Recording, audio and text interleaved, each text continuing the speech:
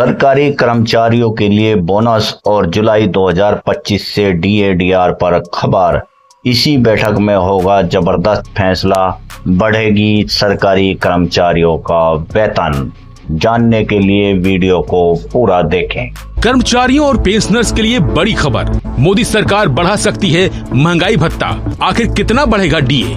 जहां केंद्र में नरेंद्र मोदी के नेतृत्व वाली सरकार जल्द ही कुछ ऐसा ऐलान कर सकती है जिसे सुनकर केंद्रीय कर्मचारियों के चेहरे खिल जाएंगे। बताया जा रहा है कि केंद्रीय कर्मचारियों को जुलाई 2025 से 4% डीए की बढ़ोतरी का फायदा मिल सकता है। इसी के साथ ही महंगाई भत्ता मौजूदा 55% से बढ़कर 59% हो जाएगा। दरअसल मई 2025 के लिए अखिल भारतीय उपभोक्ता मूल्य सूचकांक 0.5 अंक बढ़कर 144 पहुंच गया है। मार्च से मई तक लगातार 3 महीने तक ये इंडेक्स बढ़ा है। मार्च में 143, अप्रैल में 143.5 और मई में 0.5 अंक बढ़कर 144 पहुंच गया है।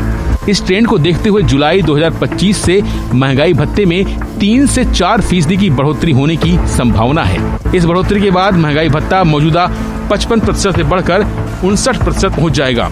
महंगाई भत्ते में यह बढ़ोतरी जुलाई से प्रभावी होगी, लेकिन इसकी आधिकारिक घोषणा अगस्त या सितंबर में फेस्टिवल सीजन के करीब हो सकती है।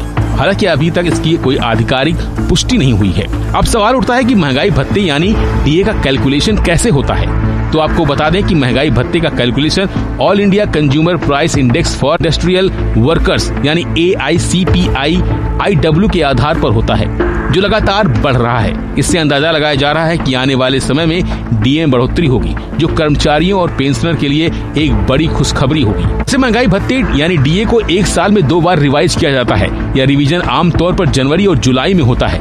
महंगाई भत्ता all Indian consumer price index for industrial workers के 12 महीनों के एवरेज के आधार पर तय होता है। महंगाई भत्ते में बढ़ोतरी जुलाई से प्रभावी होगी, लेकिन आमतौर पर इसकी घोषणा बाद में की जाती है। पिछले सालों में सरकार ने ऐसे रिवीजन फेस्टिवल पीरियड के करीब सितंबर या अक्टूबर में किए हैं। इस साल भी घोषणा दिवाली के करीब कर सकती है।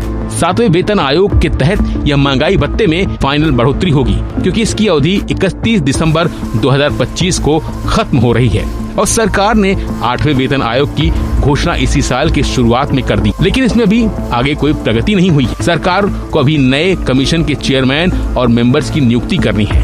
ऐसे में अंदाजा लगाया जा रहा है कि 8वें वेतन आयोग के गठन में और उसके क्रियान्वयन में देरी हो सकती है। हालांकि अभी इसके बारे में कुछ कहा नहीं जा सकता है।